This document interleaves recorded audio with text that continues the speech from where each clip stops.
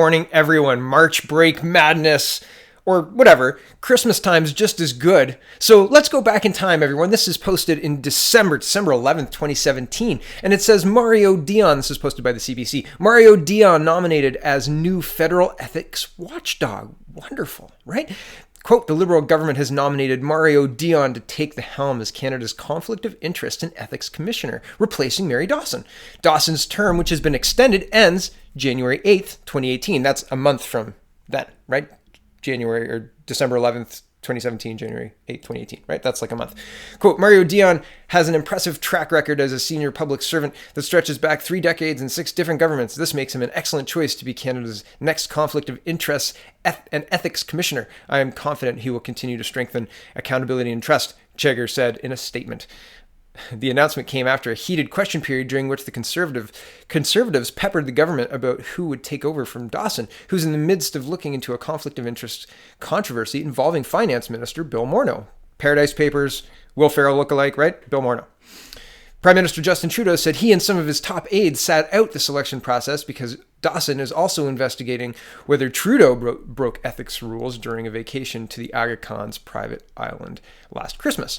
In response to questions from CBC News, Dawson's office said the commissioner is, quote, working very hard to complete the examination and inquiry before her term expires. Dion's appointment must be approved by the House of Commons. NDP ethics critic Nathan Cullen said Dion's appointment raises a number of red flags, and an emergency meeting of the House of Commons Ethics Committee was called to review the government's pick for the post. Dion will appear before the committee Tuesday, but an effort to have Cheger also appear was defeated by Liberal members. Hey, I recognize this play. We just saw it happen again in SNC-Lavalin, right? Yeah, we're not going to call her back. No, I don't think so. The Liberal majority defeating the committee because they're that powerful. They can shut it down. Okay, back to the article. Quote, the government has known about Dawson's retirement for more than 18 months. They waited until the last minute. This process is totally broken, ... This is a sham. So they can fit a lot in the ... but understand that was there. Cullen said the government sent over a letter to inform the opposition Dion has been selected and then, quote, and then said we'd be consulted, ... This whole thing is a travesty. In 2014, Michael Ferguson, Canada's Auditor General, publicly rebuked Dion's performance as the Public Sector Integrity Commissioner of Canada, an office that is supposed to protect public servants who blow the whistle on wrongdoing within the federal government. Dion was appointed commissioner after the previous commissioner resigned and amid complaints about the office.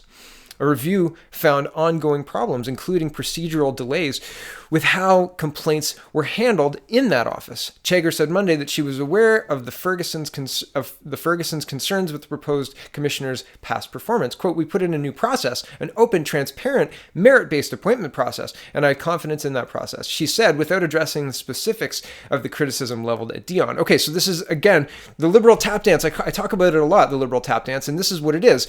They are asked a question, and the question is, what are you going to do about this improper performance or underperforming performance of this person you want to shoehorn into this really important role? And she said, that's not the question I want to answer. The question I'm going to answer is, we have a new process, an open and transparent merit-based process, right? So it sounds like an answer to the question. It talks a lot, but it walks and tap dances away from what you're actually wanting to know about. And that's this government. This whole government does this over and over and over again. And if you see it, you can't unsee it. It just keeps happening. Okay, back to the article. The announcement comes amid a flurry of appointments, including the official languages commissioner and lobbying commissioner that have been recently announced by the Liberal government ahead of the Christmas break. So Trudeau says that some of his top aides sat out. I wonder if that means him and Butts, so Telford was there, or him and Telford sat out, so Butts was there. I wonder which Trudeau acolyte was at those meetings, because definitely somebody was at those meetings, and they put this guy there. This is Mr. Dion.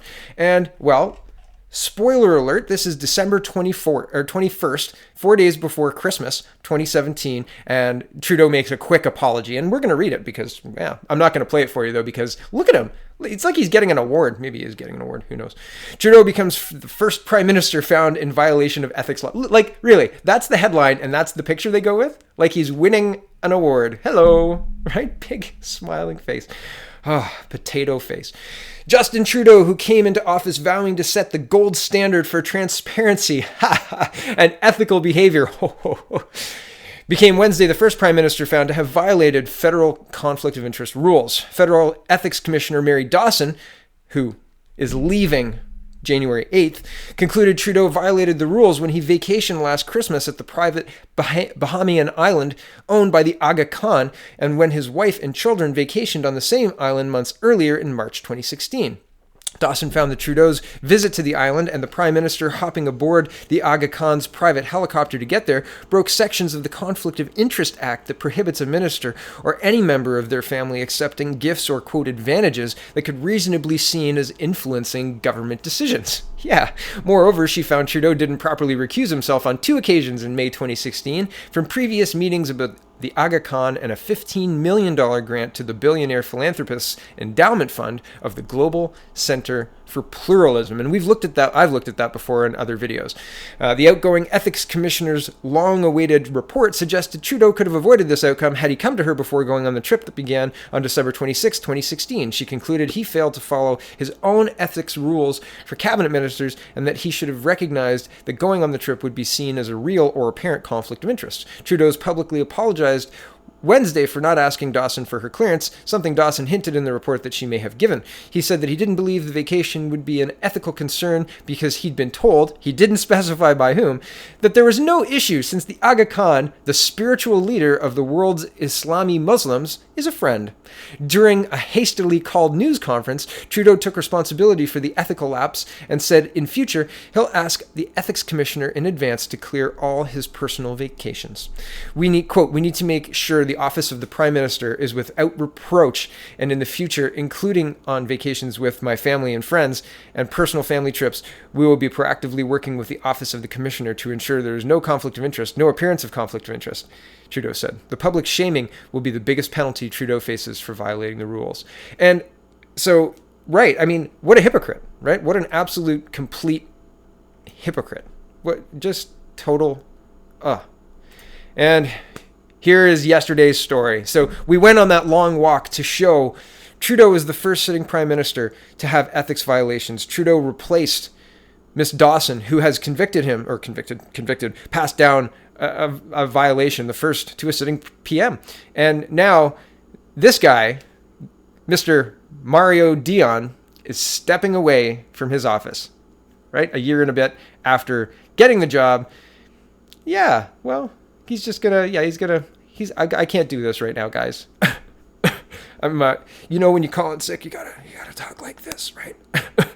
CTV News is reporting Ethics Commissioner Mario Dion stepping away from office for medical reasons. Federal Ethics Commissioner Mario Dion will take a, quote, prolonged absence from his role as the government's conflict of interest watchdog due to medical reasons. Quote, despite these exceptional circumstances, the work of the office will continue. His Director of Communications, Melanie Rushworth, said in a statement, quote, the office also continues to gather information for any ongoing investigations. Dion has recently undertaken a probe into whether Prime Minister Justin Trudeau broke federal ethics laws in relation to the ongoing SNC law controversy. His office announced on February 11th that he had launched an investigation in the case because he had, quote, reason to believe that a possible contravention of the Conflict of Interest Act had occurred, specifically regarding the public office holders seeking to improperly influence a decision of another person. Former Justice Minister and Attorney General Jody Wilson-Raybould has alleged that she faced high-level, quote, veiled threats and, quote, sustained political interference from nearly a dozen senior officials between September and December 2018 to seek a deferred prosecution agreement for SNC-Lavalin. Trudeau has denied any wrongdoing, but has acknowledged that he and his staff could have acted differently as the scandal unfolded. The government has waived any relevant solicitor-client privilege and cabinet confidences related to the SNC-Lavalin criminal case. See, I wanted to point this sentence out because they're saying any relevant solicitor-client privilege and cabinet confidences related to the SNC-Lavalin case. So, and then they say to allow Wilson-Raybould and any person who directly participated in discussion with her to speak about the case as part of Dion's probe. Right, but the scope is too narrow, says Jody Wilson-Raybould, and she's not allowed to speak about anything that happened after she left her post as Attorney General. So anything that happened after she was Attorney General and not in cabinet anymore, right? Or when she was in cabinet as the Minister for Veterans Affairs. So it's interesting that the article is implying that she is free to speak because she is certainly not. So that's Interesting to note. Okay, back to the article. Dion's office would not confirm how many investigations are currently underway, citing statutory confidentiality requirements. The current government appointed him to the role in December 2017, taking over for Mary Dawson in early 2018. Prior to this position, Dion was the chair of the Immigration and Refugee Board of Canada and has also been the public sector Integrity Commissioner. The Ethics Commissioner role comes with a 7-year term. His office said he will resume his duties as soon as he is able to do so, and requested privacy for Dion and his family in the meantime. It's interesting to me. So what happens? Does this whole investigation get put on hold? Are they going to kick this down the can till November? Is that the idea? Oh, I'm very ill, and there's nobody who could possibly be selected to be taking over for me right now. I mean, very, very suspect in context. Very suspect in context, and very concerning generally. Here's one that's close to my heart. Sun News is reporting new Ontario math curriculum goes back to basics. Thank goodness. And I have done reports on this before, and last year we were talking about Ontario math and how they measure it worldwide, and we've had Discovery Math for almost 20 years, 15 years, and it is done nothing but hurt people's understanding of how math works. It has propagated the idea that math is, quote, hard.